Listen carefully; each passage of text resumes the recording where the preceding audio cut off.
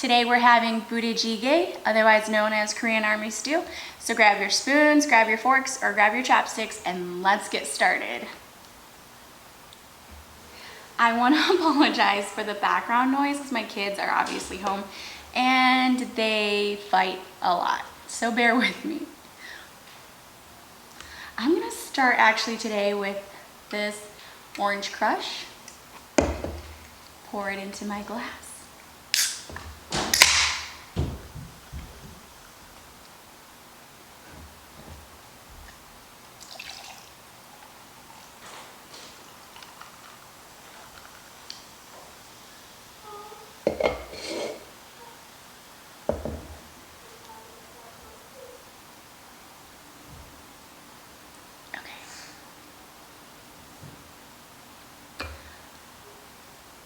So what I put in here is enoki mushrooms, baby bok choy, glass noodles, fish balls, fish cake,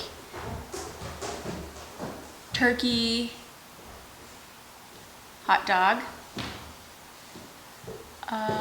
regular mushrooms, and rice cake, and onions and green onions.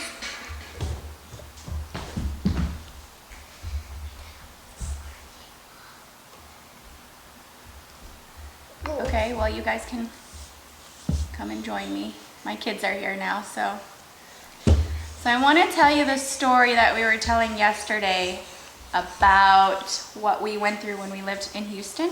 Baby, get down. Jabin, get down, please.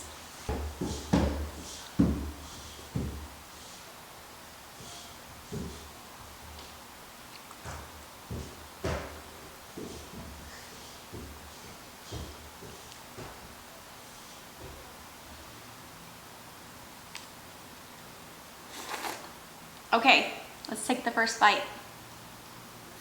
I love my Budae Jjigae a little bit soupy.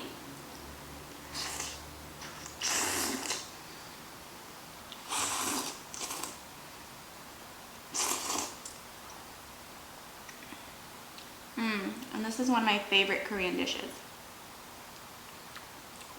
So today, I want to tell you about our experience when we lived in Houston.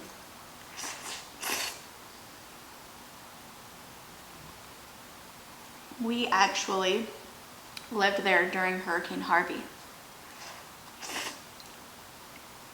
And with everything that's been going on, and everyone's social distancing,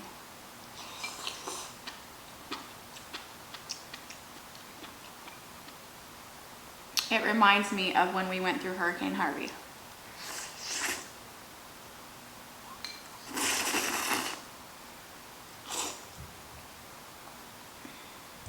So this happened in 2017, the end of August, beginning of September.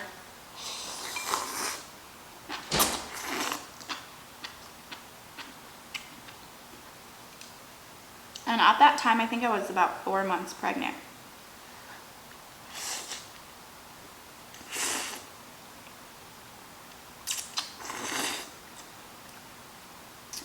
The meteorologists definitely did not predict the magnitude that it was going to be. So the mayor told everybody to stay put.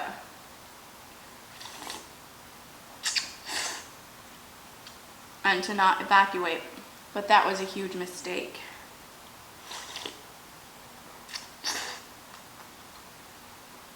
Because the whole entire city flooded.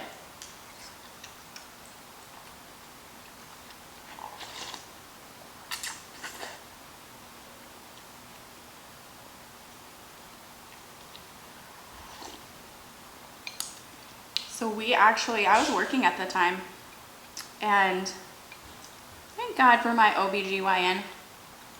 She submitted FMLA paperwork for me. So that kind of helped me in that situation. I mean, unintentionally, but it did help me. So I was scheduled to work, and work at that time wanted us to still go in. And at that time I worked at the airport for an airline. And they were predicting 20+ inches of rain spread over a week. Well, I think we got 20-something inches of rain essentially overnight. So I called in, I didn't go in. My husband was off, thank God. And we were home. That night, my husband said he did not sleep. He watched the water rise up to pretty much close to our window. And it was making him extremely, extremely nervous.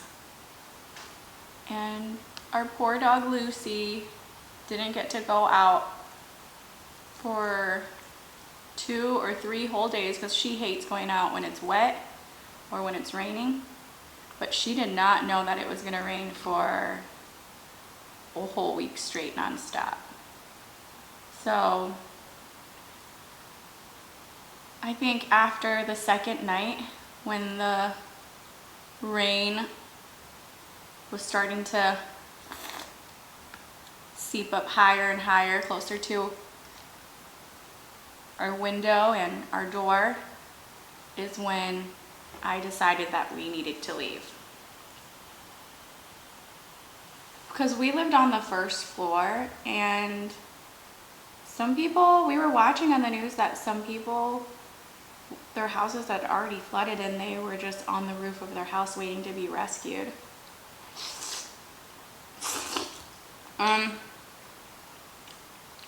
We should have left town, but we didn't know. I mean, everybody was told to stay put and not panic. Sound familiar? So our cars were, I mean, the exhaust pipe was underwater, so it's not like we could start the car and drive.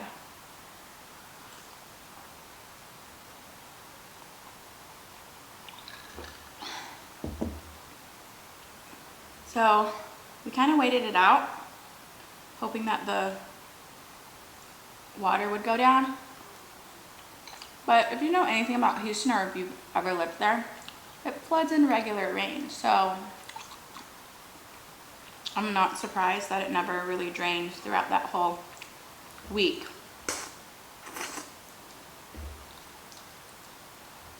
My kids keep fighting. Anyway.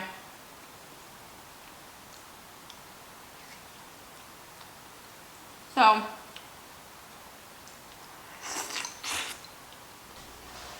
okay, sorry guys, I am having a lot of technical difficulty. My battery died, and I continued eating a little bit because I was starving.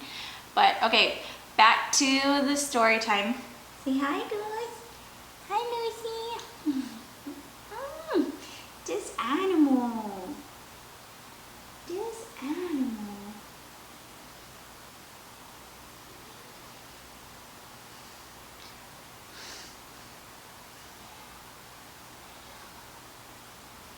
So anyway,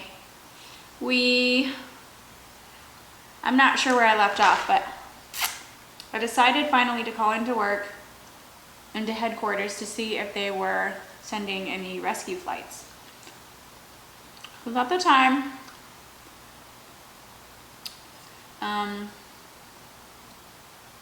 we heard rumors that they were sending flights to rescue employees. So I called over to the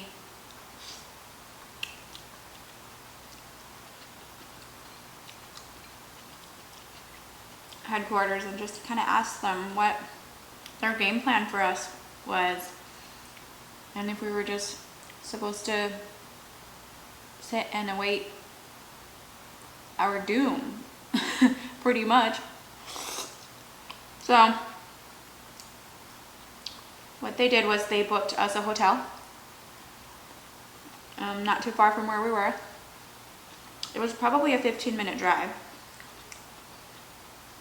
normally, and if we could get there, they already reserved and paid for a room for us. So our next step was to leave and try and get to the hotel. I didn't have a game plan. All I knew was I did not want to sit in the apartment and wait for it to flood. Because what were we gonna do then? You know, at least at that time, yeah, the parking lot was flooded, but it only came to my waist. So at that time we could still walk out of there. Right, Goose? So I carried 2 backpacks and Lucy, and my husband carried Lily on his shoulders and 1 backpack.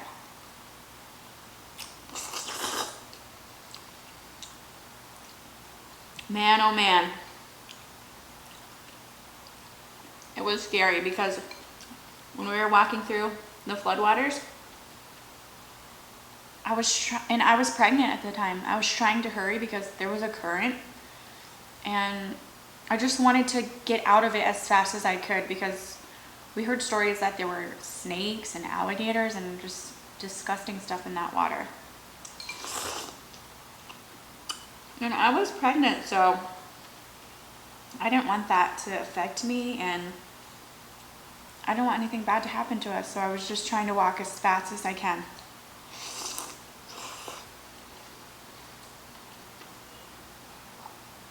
My husband was getting mad at me because he was afraid I was gonna fall. He kept telling me to slow down, but once I get in the groove of things, I'm gone. I'm going, I'm gone.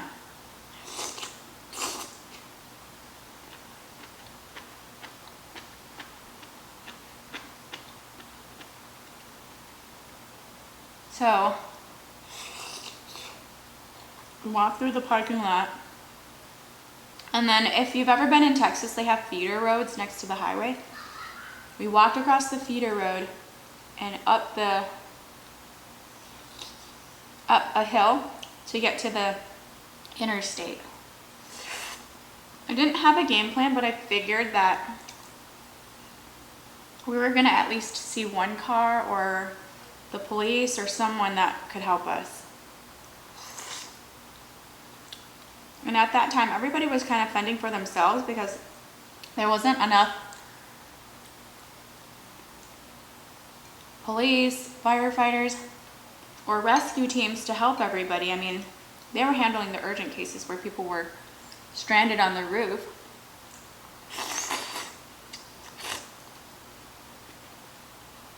So the second we step up to the interstate, or to the tollway,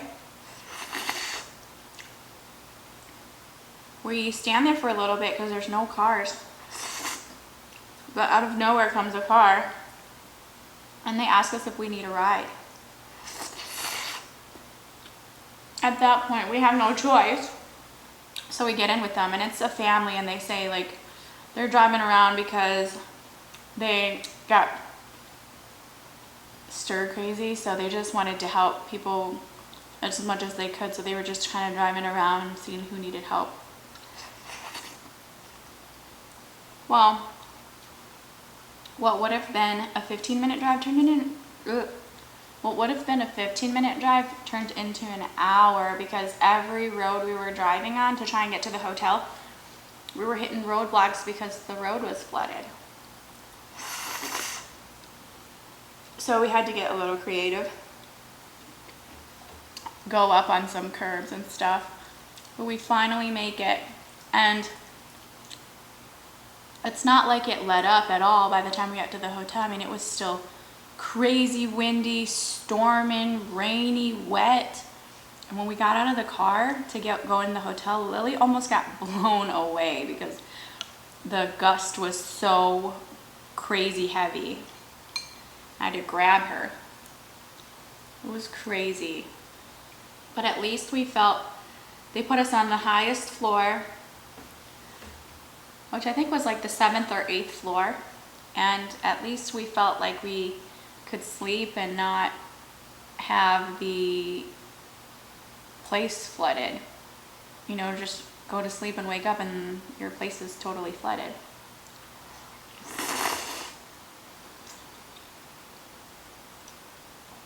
So thank God for the company I worked for at the time, because they reserved us the room and paid for it for the whole week.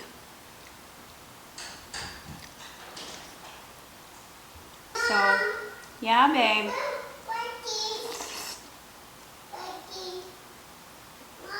Ask Lily for help. What, babe? Lily, can you help him? Come here. Let me help you. Good job, babe. I'm proud of you. So anyway, it was scary. My husband had to find a ride from the hotel once the storm let up, or once the hurricane let up, to go back to our apartment to make sure it wasn't underwater.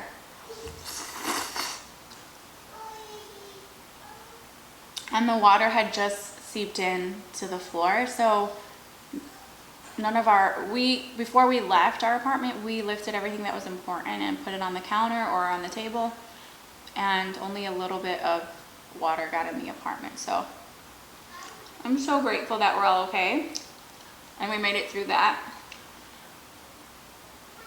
But it was scary, very, very scary, because I grew up in Michigan where it snows, and at least in the snow, if you drive slow enough, you can make it somewhere. But in floodwaters, you can't make it anywhere unless you have a boat. So it was super scary. And because we went through that, I knew for sure I did not want to stay living in Houston.